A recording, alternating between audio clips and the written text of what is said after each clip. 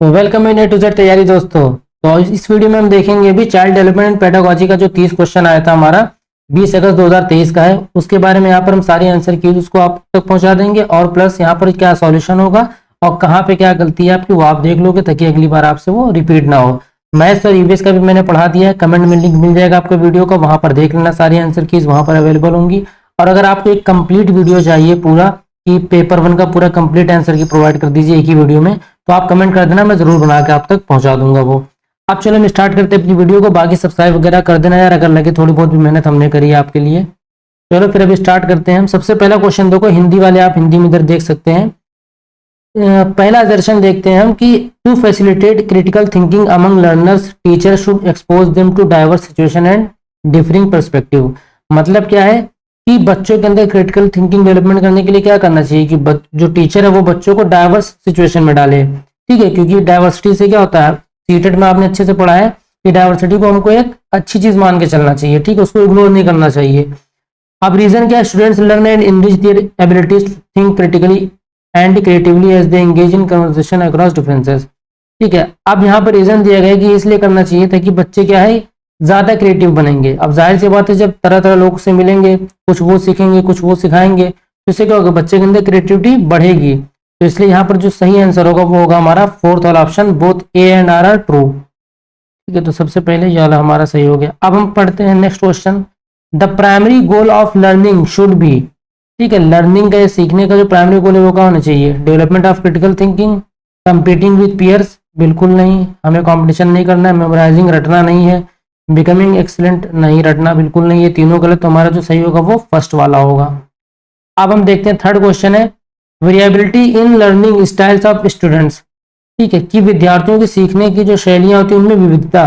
ठीक है, तो यहाँ पर should be seen as barrier. ठीक है, एज अ बैरियर तो नहीं लेना चाहिए, हर बच्चा एक तरीके से नहीं सीखता, एक तरीके से नहीं पढ़ता। Should not be taken into consideration during, बिल्कुल ये भी गलत है, आपको उसको मान के चलना पड़ेगा, कंसिडरेशन नहीं करेंगे आप तो फिर गलत हो जाएगा, क्योंकि स्टडी क्या होती है, एजुकेशन चाइल्ड सेंटर होती है। अब यहाँ पर हम देखते हैं, should be valued and seen as a reflection of human diversity, should be ignored and attempt should be ignore, बिल्कुल नहीं करना है, तो जहां पे भी इग्नोर आएगा वो सब हम नेग्लेक्ट करते जाएंगे।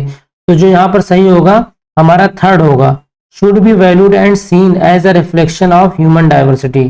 ठीक है, ये ह्यूमन डाइवर्सिटी इसको मानते हुए आपको इसको ध्यान पूर्वक ये चीज ध्यान में रख के तब पढ़ाना पड़ेगा। अब यहाँ पर देखते हैं जो हमारा फोर्थ वाला है, children learn more effectively if a concept proceeds from. अब ये क्वेश्चन थोड़ा आसान तो था लेकिन ये थोड़ा ट्रिकी भी हो गया है। ट्रिकी कैसे हुआ है देखो, यहाँ पर इतना तो हमें पता है कि बच्चा सीखता कब है, जब वो रेशनल एम्पेरिकल, ठीक है, ये नहीं होगा। ठीक है, अभी आपको बता देते हैं हमने क्या पढ़ा है, सिंपल से कॉम्प्लेक्स की ओर जाना, ठीक है, जनरल से स्पेसिफिक की ओर जाना, कॉन्क्रीट से एब्स्ट्रैक्ट जाना, ये सब चीजें पढ़ी है। ये एक नया वर्ड था, रेशनल नहीं होगा, एम्पेरिकल नहीं होगा, तो हमारा बचा क्या, कॉम्प्लेक्स टू सिंपल भी नहीं होगा, क्योंकि सिंपल टू कॉम्प्लेक्स होता है। बच्चा तभी आसानी सीख पाएगा ना, पहले आप उसको आसान चीजें सिखाओ फिर टफ चीजें सिखाओ। General to specific, abstract to concrete. अब कॉन्क्रीट पहले होता तो ठीक होता है, तो ये वाला ऑप्शन भी गलत है। तो हमारा जो सही होगा क्या होगा, जनरल से स्पेसिफिक की ओर, कि पहले आप उसको जनरली चीजें सिखाओ फिर उसके बाद में उसमें आप डिटेल में बताते जाओ उसको स्पेसिफिक इंफॉर्मेशन को। अब जो हमारा फिफ्थ वाला है, which of the following process does not contribute to the course of learning. ठीक है, इनमें से जो लर्निंग का कौन सा है जो लर्निंग में नहीं मदद करता है, ऐसा कौन सा प्रोसेस है, डी कॉन्टेक्चुअलाइजेशन, कॉन्सेप्चुअलाइजेशन, ऑर्गेनाइजेशन, कैटेगराइजेशन।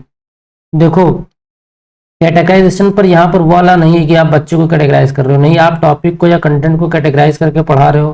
ठीक, तो उसमें बच्चे की हेल्प होगी, ऑर्गेनाइज करके पढ़ाओगे उसमें भी हेल्प होगी, कॉन्सेप्ट क्लियर करोगे।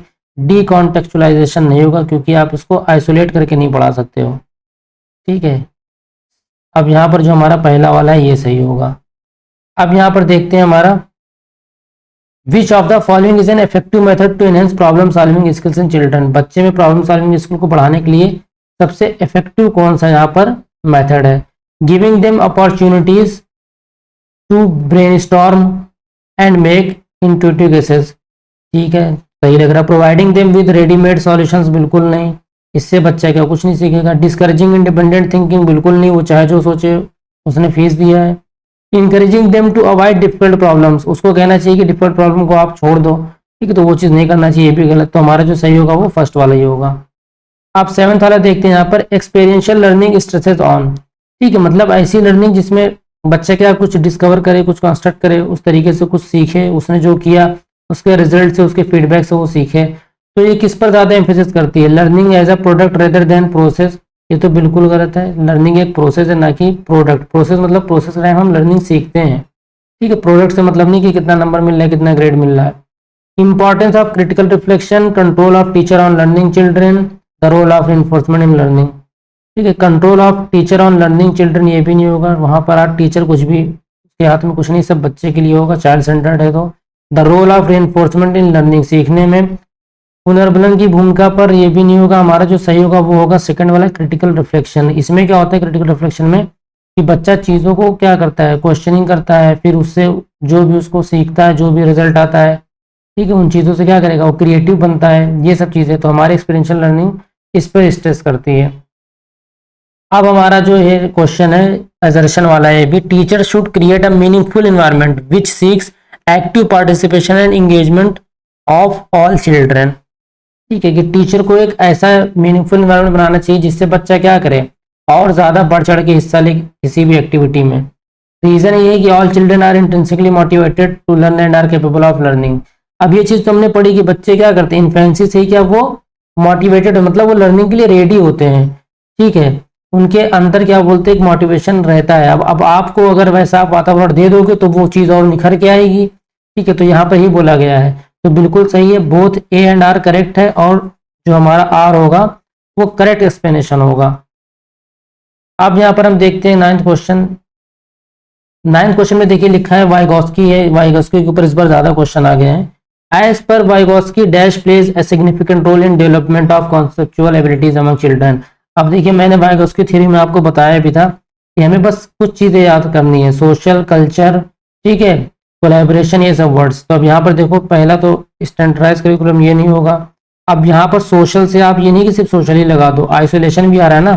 ठीक है, मतलब अलगाव है या अलग कर रहा है या अकेला, तो ये भी नहीं, समाज में रह के बच्चा सीखेगा ना कि समाज से बाहर निकल कर, ये भी गलत होगा। टेंजिबल रिवार्ड्स मतलब उसको आप गिफ्ट दो, ये दो, कुछ भी, वो सब चीज़ नहीं सीखेगा। वो कब सीखेगा, ज़्यादा हमारा डेवलपमेंट कौन सा विकास करता है, पीयर कोलेबोरेशन, मतलब वो अपने साथियों के साथ, ठीक है, डिस्कशन करके या कोलेबोरेट करके, इस तरीके से तब सीखेगा।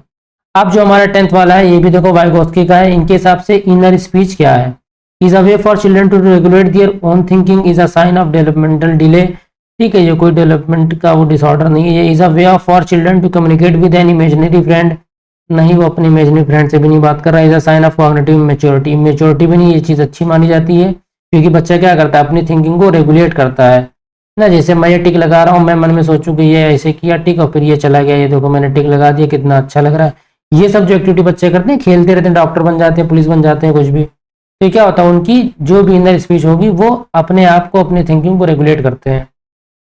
11th क्वेश्चन देखते हैं। 4 year old Aparna says that a button is alive because it helps tie her shirt together according to Jean पियाजे, हर थिंकिंग इज। अब देखो यहाँ पर क्वेश्चन का मतलब क्या है कि कोई लड़की पढ़ना है जो कि 4 साल की है, ठीक है। अब वो अगर ये कह रही है कि शर्ट, ये कोई शर्ट को वो एक लिविंग थिंग समझ रही है, वो बटन को एक लिविंग चीज समझ रही है, ये जो बटन है ये जिंदा रहती है, ये हमारी शर्ट को पकड़े रहती है, ठीक है। मतलब क्या कर रही है, वो किसी भी चीज को, उसके अंदर एक कोई लिविंग चीज को देख रही है। तो मैंने पियाजे थ्योरी में क्या बताया था, पहली बात तो 4 साल का था, तो भी आप समझ सकते हो कि 4 साल में कौन सी स्टेज में हो रहा होगा या रही होगी, ठीक है। और दूसरी बात आप ये समझ सकते हो, यहाँ पर एक ऑप्शन है देखो, एनिमिस्टिक थिंकिंग, ठीक है, ये करेक्ट होगा क्योंकि क्या कहा था कि बच्चा किसी भी नॉन लिविंग चीजों में क्या लिविंग चीज को ढूंढने लगता है या समझने लगता है। जैसे डॉल खिलाता है, या लड़की जब डॉल खिलाती है तो उसको क्या लगता है कि ये मेरी डॉल है, उसको खाना खिलाएगी, पानी पिलाएगी, इवन सुलाएगी भी टाइम पे ना। तो क्यों, क्योंकि वो उसको अपना, अपने जैसे समझने लगते हैं बच्चे। तो इस चीज को क्या कहते हैं पियाजे, इसको बोलते हैं एनिमिस्टिक थिंकिंग बोलते हैं इसको। बाकी ये सब चीजें आपकी हायर स्टेज में होंगी, तो हमारा जो करेक्ट ऑप्शन होगा वो 4th होगा। अब यहाँ पर देखते हैं 12th वाला, while dash agencies of socialization are predominantly important in infancy, dash agencies of socialization also become important in early childhood. अब देखो एजेंसीज का क्या था, प्राइमरी, सेकेंडरी, टर्शरी, ये सब एजेंसीज होती हैं। अब इनमें से कौन सी इन्फेंसी में हेल्प करती है ठीक है, बच्चे के लिए, और कौन सी आपके अर्ली चाइल्डहुड में। अब यहाँ पर देखो आप इन्फेंसी में तो उसको प्राइमरी चाहिए और अर्ली में क्या सेकेंडरी चाहिए। तो हमारा जो ऑप्शन 4 होगा वो सही होगा। प्राइमरी एजेंसी जैसे आपकी फैमिली हो गई, ठीक है, बच्चा घर में सबसे पहले उसका समाज वही तो होता है ना, उसके माँ बाप भाई बहन जो भी घर में होंगे। और दूसरा सेकेंडरी आपका स्कूल्स वगैरह हो गए, कॉलेजेस वगैरह हो गए। ठीक है, तो बच्चा फिर बाद में स्कूल में भी सीखता है। आप जो 13th वाला है देखो, अकॉर्डिंग टू ले Vygotsky language development facilitates cognitive development. ठीक है, language development and cognitive development advance independent from each other, नहीं ये भी नहीं। Social factors influence language development but not cognitive development, cognitive development facilitates language development. आप देखो बच्चे इसमें कंफ्यूज सिर्फ दो चीज में हुए होंगे, ये तो बिल्कुल गलत है, या तो फर्स्ट या तो फोर्थ वाला। फर्स्ट में देखो क्या, लैंग्वेज फैसिलिटेट्स कॉग्निटिव डेवलपमेंट और cognitive development facilitates language development, ये चीज जो होगा हमारा फर्स्ट वाला, ये करेक्ट ऑप्शन होगा। वाइगोस्की ने लैंग्वेज को ज्यादा महत्व दिया था। ये पियाजे का कहना था कि बच्चा जितना मेच्योर होगा, जब उसका मेच्योरिटी लेवल होगा उस हिसाब से वो सीखेगा। ठीक है, मतलब उसका जैसा डेवलपमेंट होगा वैसा वो सीखेगा। लैंग्वेज को उतनी महत्व उन्होंने नहीं दी थी। तो हमारा जो यहाँ पे करेक्ट होगा वो हमारा फर्स्ट वाला ऑप्शन होगा। चलो अब एक क्वेश्चन देखते हैं हम 14th वाला। At which level of Lawrence Kohlberg moral reasoning do children typically believe that people should live up to the expectation of the society and behave in good ways. ठीक है, आप यहाँ पर देखो हिंदी में भी पढ़ सकते हो, यहाँ पर तो ऑप्शन तो सेम ही है। आप देखो यहाँ पे क्या कह रहा है कि कोलबर्ग के अकॉर्डिंग कि बच्चे अगर ये सोच रहा है कि हमें अच्छा बन के रहना चाहिए समाज में। अब देखो यहाँ पे एक वर्ड आया समाज में, अब यहाँ पे भी लोगों को कंफ्यूजन हुई होगी, बताते हैं किसमें, जैसे इन भाई साहब को प्री कन्वेंशनल में हुई। पहली बात तो पोस्ट नहीं होगा हमारा, ठीक है, और प्री कन्वेंशनल प्री ऑपरेशनल नहीं होगा, ये तो पियाजे भाई साहब बोले थे। अब बचा ये दो। अब एक चीज देखो, हमने क्या कहा था कि कन्वेंशनल लेवल में सिर्फ अगर समाज की बात आएगी तो आप कन्वेंशनल लेवल पर टिक कर देना आंख बंद करके। और अगर वहां पर अपनी फैमिली में उसको अच्छा बनना है, अपने माँ बाप की नज़र में, या अपने किसी पर्सन को वहां पर टारगेट करेगा, ठीक है, तो हम उसको बोलेंगे प्री कन्वेंशनल वाले में। ठीक है, तो यहाँ पर जो सही आंसर होगा वो कन्वेंशनल होगा, जब उसको समाज में अच्छा बनना रहता है। ठीक है, या समाज का कुछ रूल तोड़ना है, समाज में अच्छा दिखना हो, ये सब वाले क्या हाई लेवल वाले होते हैं। अब यहाँ पर देखो हम 15 देखेंगे। देखो अगर कोई एक दो क्वेश्चन हो सकता है हमसे भी गलती हो सकती है, तो आप इसको एक ज्यादा मतलब दिल पे ले लेना कि बस यही वाला सही हमारा गलत हो गया, वेट करना भी रिजल्ट का भी। लेकिन ये है कि 99% एक्यूरेसी तो यहाँ रहेगी, चाहे वो मैथ का पेपर हो चाहे ईवीएस का पेपर हो। तो अगर आप जितने भी टीचिंग एग्जाम की तैयारी करोगे, धीरे धीरे सब कुछ वीडियोस आपको मिलती चली जाएंगी। तो बस आप चैनल को सब्सक्राइब कर लेना।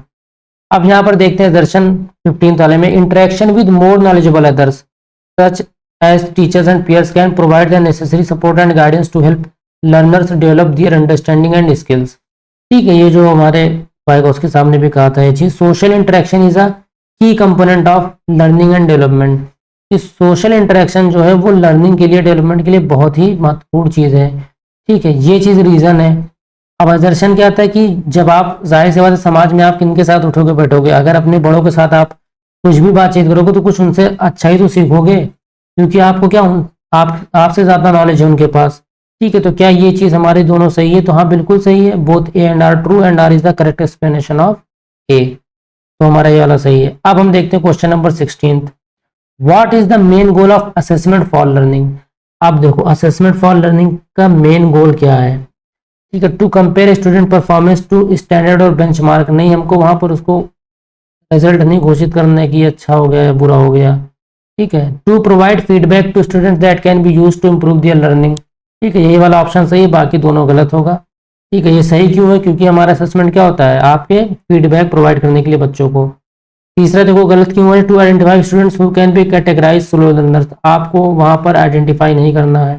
To evaluate student performance and assign grades नहीं देने हैं आपको। तो ये सब निगेटिव वाले होते हैं। तो हमारा सेकंड वाला जो सही होगा। अब यहाँ पर देखो, at which age can children engage in word play and like jokes and riddles that involve a play on words. ठीक है, अब ये किस एज में होगा कि बच्चों को रिडल्स खेलने में, ठीक है, मतलब पहली बूझो तुम या फिर उसको जोक वोक सुनाओ। ठीक है, शब्दों के साथ वो कब खेलना चालू कर देता है? देखो 1 ईयर में तो वो बोल भी नहीं पाएगा सही से। 7 ईयर्स और 3 ईयर्स में कंफ्यूजन रहेगी। 12 ईयर्स तो ये बहुत ज़्यादा हो जाएगा, इससे पहले बच्चा वर्ड प्ले करने लगता है। ठीक, तो यहाँ पर जो ज़्यादा संभावित जो मुझे लग रहा है वो होगा यहाँ पर 7 ईयर्स। ठीक है, तो एक बार आप देखना 7 या 3 में कोई एक होगा। अगर आपको 3 लगता है तो कोई बात नहीं, हो सकता है 3 हो। चलो अब आगे देखते हैं 18th क्वेश्चन। अब देखो ये कोलबर्ग थ्योरी का हमको सब कुछ पता था कि क्रिटिसाइज किसने किया था, कैरोल गिलिगन ने, लेकिन हमें ये नहीं पता जो इसमें क्वेश्चन में पूछ रहा है, थोड़ा घुमा दिया है कि इन्होंने क्यों किया था। For using case study as the research method, ये भी रीजन नहीं है। ठीक है, आप यहाँ पर हिंदी में पढ़ लेना। For not giving adequate importance to genetic factors, इन्होंने जेनेटिक फैक्टर्स पर ज्यादा नहीं महत्व दिया। ठीक है, ये भी चीज सही है। From a social cognitive perspective, ठीक है, इसमें समाज का भी कुछ लेना देना नहीं था। फ्रॉम अ फेमिनिस्ट परस्पेक्टिव, अब देखो इन्होंने क्या कहा था कि इन्होंने नारी पर मतलब फीमेल्स पर नहीं ध्यान दिया। जितने भी इन्होंने एक्सपेरिमेंट किए थे सब क्या मेल्स के ऊपर किया था, क्योंकि फीमेल की सोच कुछ हो सकती है मेल्स के कंपैरिजन में। ठीक है, जैसे कि मान लीजिए अगर कोई गलत चीज होगी, ठीक है, तो लड़के क्या होते हैं उस चीज को जल्दी कैच करेंगे। ठीक है, लड़की क्या होती है, डर जाएगी कि नहीं ये चीज गलत हो रही है, क्या हमारा माँ बाप गुस्साएंगे या फिर टीचर्स मारेगा। ठीक है, या फिर ये चीज हम करेंगे ये चीज ज्यादा गलत होगी।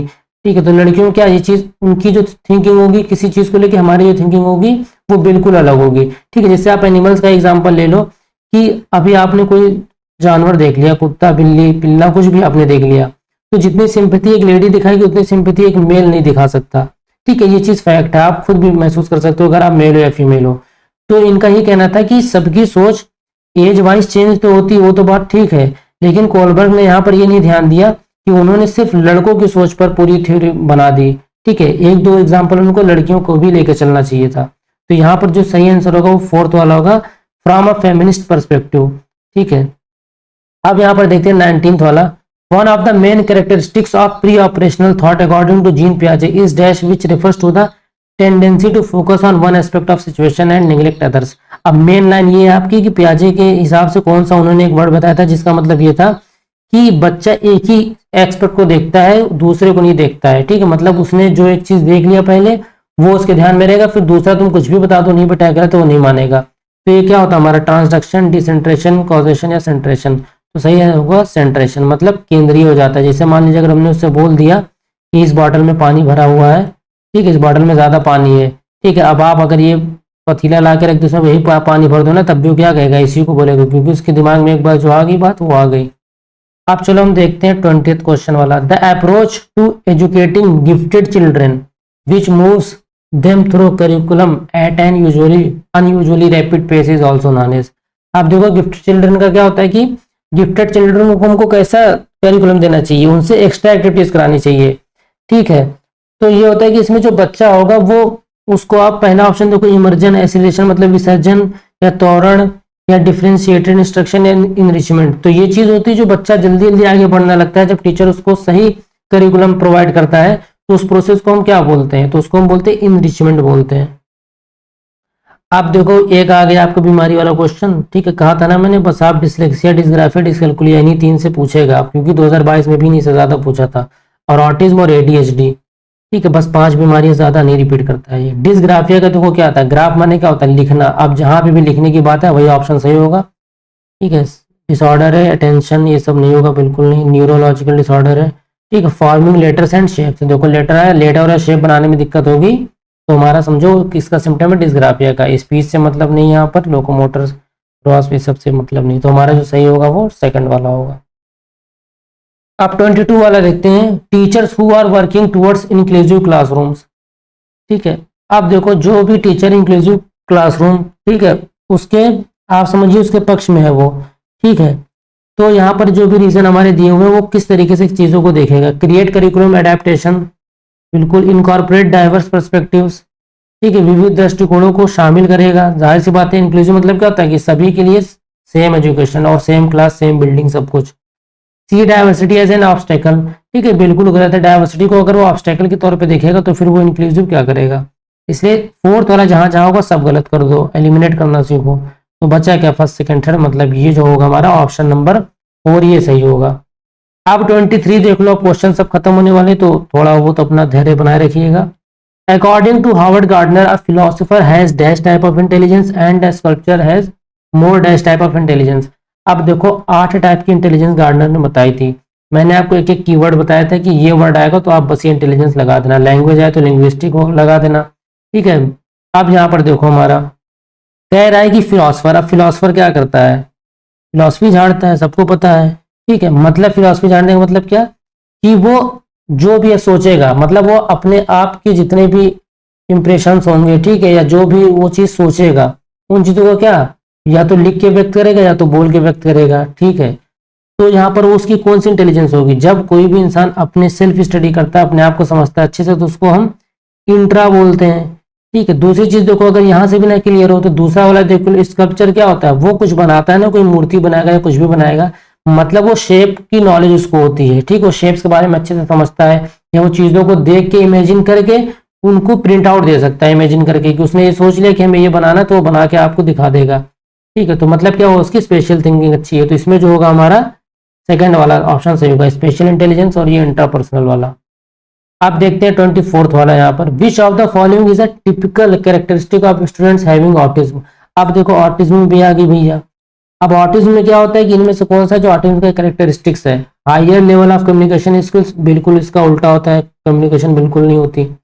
Frequent repetitive and recurring behaviour, superior ability of differentiating fiction, कोई एबिलिटी नहीं होती। एडवांस सोशियो इमोशनल, ठीक है, ये भी गलत है हमारा। देखो क्या था, रिपीटेटिव बिहेवियर करता है, ठीक है, बार बार कोई चीज करेगा, ठीक है, या फिर कम्युनिकेशन नहीं करेगा, किसी से बातचीत नहीं करेगा, कोने में बैठा रहेगा जाके, ये सब किसके होते हैं, ऑटिज्म के होते हैं।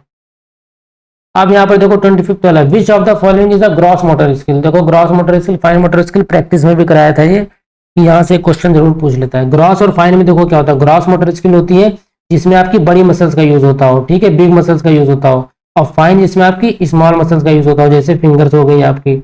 अब यहाँ पर देखो एग्जाम्पल दे रहा, कह रहा कौन सा ग्रॉस मोटर स्किल का एग्जाम्पल है, cutting along the outline of a big rectangle on a paper, ठीक है, कोई रेक्टेंगल बना दिया हमने पेपर पे, अब आपको सिर्फ रेक्टेंगल ही कट करना है, तो इसमें तो उंगलियों का काम पड़ेगा ना, तो ये तो ग्रॉस मोटर नहीं हुआ। दूसरा है कटिंग अलोंग द आउटलाइन, कोई भी कटिंग वाला को ग्रॉस मोटर नहीं होगा, कटिंग आप कैंची से काटोगे, कैंची पे उंगली चलेगी। थर्ड वाला है नीटिंग, ठीक है, बुनाई करना, ये तो और ही खतरनाक काम है, तो ये भी नहीं होगा ग्रॉस मोटर। बच्चा स्विमिंग, हाथ पैर मारना, मतलब बड़ी मसल का यूज करना है, तैरते चले जाओगे आप, तो ग्रॉस मोटर स्किल का जो एग्जाम्पल हुआ वो हमारा फोर्थ वाला होगा सही ऑप्शन। अब देखो 26 में देखो क्या है, physical growth and development follow the dash and dash principle of development. अब हमने अच्छे से पढ़ा है कि अब देखो फिजिकल डेवलपमेंट या ग्रोथ के लिए दो हमने बताए थे, एक होता हमारा सिफेलोकॉर्डल, एक होता प्रॉक्सिमोडिस्टल। अब देखो यहाँ पर सिफेलोकॉर्डल प्रॉक्सिमोडिस्टल, देखो इसने कंफ्यूज कर दिया, इसीलिए मैंने आपको अपने जो थ्योरी पढ़ाई थी जब पियाजे वाली, उसमें मैंने बताया था सिफेलोकॉर्डल का मतलब क्या होता है, सिफेलोकॉर्डल होता है सी से, मतलब यहाँ पे सर और यहाँ पर पैर, तो सर से पैर की ओर, सर से पैर की ओर का मतलब इनर टू आउटर नहीं होता है, टॉप टू डाउन होता है, तो इसलिए यहाँ पर जो सही आंसर होगा वो हमारा सिफेलोकॉर्डल प्रॉक्सिमोडिस्टल, ठीक है दोनों वर्ड सही, लेकिन ये जो ब्रैकेट में दे दिए गए हैं ना, यह आपको सिर्फ कंफ्यूज करने के लिए दिया गया है, टॉप डाउन वाला, ठीक है, टॉप डाउन यहाँ पे भी लिखा, प्रॉक्सिमम में लिखा, जबकि प्रॉक्सिमम में क्या होता है, सेंटर से पेरिफेरल होता है या फिर इनर से आउटवर्ड कह सकते हो आप, ठीक है। तो हमारा यहाँ पर जो सही ऑप्शन होगा वो होगा फोर्थ वाला। चलो अब आगे देख लेते हैं। 27 में देखो क्या रहा है, इन अर्ली चाइल्ड ग्रोथ, ठीक है। अब देखो 27 में, in early child growth dash and thinking is dash, while in middle childhood growth dash and thinking is dash. अब देखो यहाँ पर क्या कह रहा है, स्लो लॉजिकल। देखो अर्ली चाइल्डहुड में ग्रोथ तो बहुत फास्ट होती है, तो सबसे पहले स्टीडी या फास्ट वाला देख लो, तो या तो ये होगा या तो ये होगा। दूसरी बात देखो, थिंकिंग क्या होती है हमारी, लॉजिकल होती है क्या, बिल्कुल नहीं, थोड़ी बहुत, बच्चा क्या बोला था, आत्म केंद्रित सोचता है ना, ईगो सेंट्रिक होती है, ठीक है। बाद में क्या होता है, स्लो हो जाती है, थिंकिंग क्या होती है, बाद में हम लॉजिकल सोचने लगते हैं, अपने ऊपर ही आप ये चीज़ करके देख लो। अगर कि शुरू में हम ग्रोथ अच्छी होती है, ठीक है, लॉजिकल ज़्यादा नहीं सोचते हम, कुछ भी सोच सकता है वो, ठीक है, थोड़ा बहुत सेल्फिश हो जाता है, आप ये समझ लो। देखते नहीं बच्चे जिद करते हैं, बाद में क्या है, उस चीज़ों को समझते हैं, ठीक है, और बाद में उनकी थिंकिंग क्या होती है, लॉजिकल हो जाती है। अब जैसे अगर हम देखेंगे घर में हमारे फाइनेंशियल कंडीशन अच्छी नहीं है, तो हम केटीएम या ड्यूक की जिद थोड़ी नहीं करेंगे, जिद की नहीं भैया हमको चाहिए चाहिए। बचपन में हम भले करते, बचपन में अगर बच्चा जहाज देख ले तो मांगने लगेगा कि एयरपोर्ट से लाके घर में रख दो किसी तरीके, क्योंकि उस टाइम क्या लॉजिकल नहीं सोचेगा उस चीज़ों को, बाद में लॉजिकल सोचता है। तो ऐसे एग्जाम्पल सेट करके थोड़ा समझ लिया करो और आसान रहेगा। अब देखो 20th क्वेश्चन है, which of the following is an example of the question that require student to reflect on their own thinking. इनमें से ऐसा कौन सा क्वेश्चन है जो आप बच्चे से पूछोगे तो वो अब थिंक करके आंसर बताएगा, मतलब अपने अंदर क्या करेगा, चीजों को अच्छे से सोचेगा या विचार करेगा। How has your thinking about the use of verb change since the beginning of the class. ठीक है, इतना भारी क्वेश्चन नहीं पूछो आप उससे, ठीक है, कि वरना वो आंसर ही नहीं दे पाएगा, बस सोचता ही रहेगा। How do you change the verb to the present tense, इसमें भी कोई उसको ज्यादा सोचना नहीं पड़ेगा। What is the relationship between nouns and verb in a sentence, what is the definition of verb, ये भी नहीं सोचना पड़ेगा। अब देखो इसमें अगर आप रिलेशनशिप पूछोगे उससे नाउन और वर्ब के बीच में, तब वो सोचेगा कि यार नाउन की डेफिनेशन ये, वर्ब की ये है, ऐसा क्या होगा जिनमें आपस में रिलेशन है इन चीजों को, तब वो चीजों को सोचकर विचार कर तब बताएगा। तो हमारा थर्ड वाला सही है। Which of the following is an example of an internal attribution for failure. ठीक है, इनमें से कौन सा एग्जाम्पल है जो ये बताता है कि हाँ बच्चा खुद मान लेता है कि हाँ ये इस वजह से हम फेल हुए हैं। ठीक है, जो अपने आप को सेल्फ एनालाइज करता है। I failed the test because my friends were distracting me. ठीक है, अब इसमें फ्रेंड की क्या गलती। I didn't get good marks because the teacher was biased. ठीक है, ये भी गलत। I received a low grade because the teacher is a tough grader, ये भी नहीं। I failed the test because I didn't study enough, बिल्कुल सही बात, उसने अपनी गलती मानी कि हाँ हमने अच्छे से नहीं पढ़ाई किया इसलिए हमारे अच्छे नंबर नहीं आए। लेकिन आप बिल्कुल मत निराश होना, टीटेट का काफ़ी अच्छा कंटेंट आपको यहाँ पे मिलेगा, और दूसरी बात सब कुछ फ्री मिलेगा, कुछ पेड वाला नहीं है। ठीक है, नए हैं पता है, हमें भी टाइम लगेगा, लेकिन ये आप एक बार ज़रूर यहाँ पर देखो, वीडियोज़ को, प्लेलिस्ट को जाके देखो, हर सब्जेक्ट की प्लेलिस्ट मिल जाएगी आपको, और अदर एग्जाम्स की भी धीरे धीरे तैयारी यहाँ पर करवाएंगे। ठीक है, फिलहाल जैसे भी सुपर टेट DSSB इन सबकी तैयारी हो रही है, मैथ्स का कंटेंट अपलोड हो रहा है, तो आप चाहो तो एक बार विजिट कर लेना चैनल पर, और हो सके तो सब्सक्राइब करके बेल आइकन ऑन कर देना। ठीक है, कभी तो आपको कुछ मतलब का मिल सकता है यहाँ पर। आप देखिए यहाँ पर हम देखते हैं लास्ट क्वेश्चन है। At a very early age girls is most cultures across the world choose dolls are as toys while boys prefer to play with cars. ठीक है, कि मतलब हम देखते हैं कि बचपन में क्या होता है, लड़कियां डॉल्स वॉल्स पे ज़्यादा अट्रैक्ट होती हैं, लड़के क्या है कार बाइक इन सब पे ज़्यादा अट्रैक्ट होते हैं। अब इसका रीज़न क्या है कि children organize information about what is considered appropriate for a boy or a girl on the basis of what a particular cultural experts। ठीक है, मतलब कि जो भी वो बच्चा अपने समाज से सीखता है, उसके आसपास के लोग जो एग्जाम्पल उसके सामने सेट करेंगे, उसी चीज को तो सोचकर या देखकर वो उन चीजों की डॉल्स को लड़कियां यूज करती हैं, अगर आपने उसके सामने बोल दिया या वो यूज कर रहा है, आप हंस रहे हो, तो समझ जाएगा ये लगता है मेरे लिए चीज नहीं है, मेरी बहन ही खेले, हम कार बाइक खेलें। तो ये बिल्कुल सही बात है, इस वजह से बच्चे करते हैं, और उसका रीज़न यही कि हमारा आसपास का जो समाज है, जैसा आप उसको बताओगे वो वैसे ही वो एक्सपेक्ट करता है, वैसे ही वो चीज़ों को करेगा। तो इसका जो हमारा सही आंसर होगा वो होगा both A and R true and R is the correct explanation of A. तो हमारा फोर्थ वाला एकदम सही होगा। तो जितना भी आपका स्कोर है एक बार कमेंट कर देना, और अगर आपको कंप्लीट वीडियो चाहिए पूरे के पूरे 150 क्वेश्चन का एक ही वीडियो में मिल जाए आपको आंसर की, तो एक बार कमेंट कर देना ज़रूर, और हम कोशिश करेंगे कि 99% एक्यूरेसी के साथ आपको दे, ताकि आपको बाद में दिक्कत ना हो। ठीक है, तो चलो फिर मिलते हैं नेक्स्ट वीडियो में, तब तक आप मैथ्स और ईवीएस इन सब का वीडियो देख लेना, चैनल को सब्सक्राइब कर देना। अगर लगा थोड़ी बहुत भी हमने मेहनत करी है यहाँ पर और आपको थोड़ा बहुत भी कुछ फ़ायदा हुआ हो तो चलो मिलते हैं फिर, बाय बाय।